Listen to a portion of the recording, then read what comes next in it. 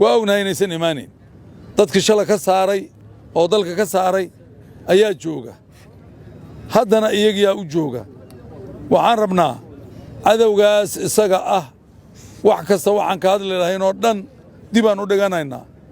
waa u jeedaa sida ay reer adeer cabdullaahi daacad uga yihiin 80 jiro ayaa qoryaalla fadhiya meesha 80 jiro qoryaalla fadhiya meesha maanta waxa waaye inay daacad ka tahay ayay u muuqataa waa loo jeedaa meesha uu da'daas uu qoray ka qaaday wiil yarow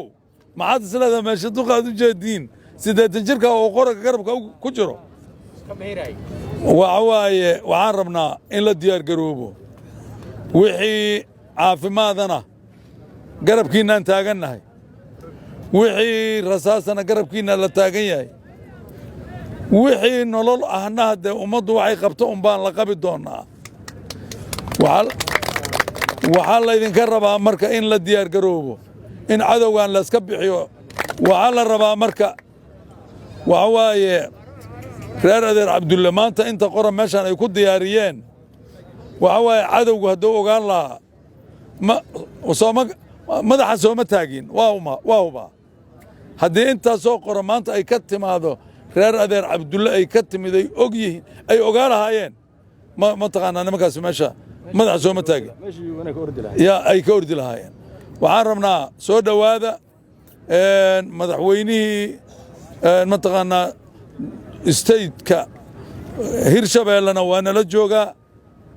madaxweynihii waa kana dhinacayga taagan isaguna waa idinla hadli doonaa galab gaabanaa lagu jiraa aadan jaalle ninka la yidhaha waa aniga wiilkayga waaye haddee isagaana noo dhaxayn doona annaga idinkaba waxaan idinka rajaynaynaa inaad cadowgan meeshuu ku jiro uusan noogu sii jirin horumarka hadda maanta madaxweynuhu maruu la hadlaayey madaxweynaha mataqaanaa hirshabeelle maruu odayaasha la hadlaayey waxay ka hadleen horumarin waxay ka hadleen mataqaanaa dhaqaale ceelalay ka hadleen cisbitaallay ka hadleen wax walbay ka hadleen ma la samayn karaa iyadoo waxaad arkaysiin hortiinna taagan yihiin maya waa inaan kuwaan iska hor wareejinno adduunyada cirka ee dhulku waa noo dhalayan kuwaan haddaan iska bixinno waxaana haysta waa cunug baayuu dishay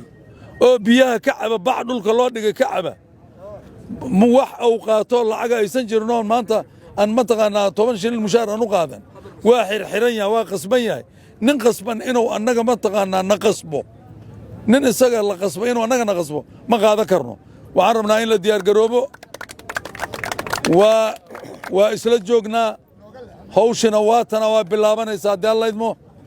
ninka la yidhaha aadan jaallaan noo dhaxayn doona insha allahu tacaala waxaan warkayga ku soo koobaa in la diyaar garoobo inaan cadowgan meesha noogu jirana aan iska bixinno wax kaloo horumar ah ama nolol kala waajib ma tahay waa mahadsantihiin